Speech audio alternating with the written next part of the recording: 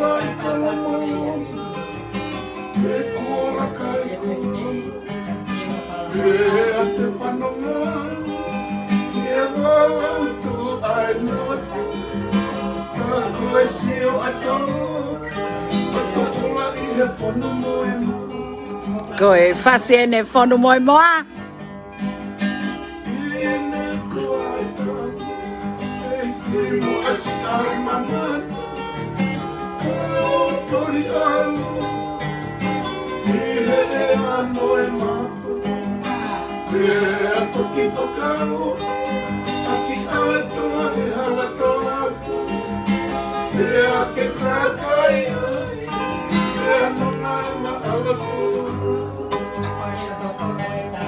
Masi mai wangi mai Masi mai mu ake tau me mai Whakatau pasi no ke mai Au whakateki kono no kakai Ai hawe sai whaka E ato ki anya e me kai Mooni e kananga o to whai E ato koa ia moe sai Tukua ia moe sai. All right. Happy birthday, Olivia Folau Mahina.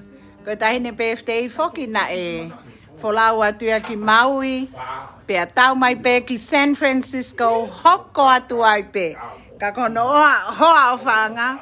O kune whaho whatongi atuia I Salt Lake City.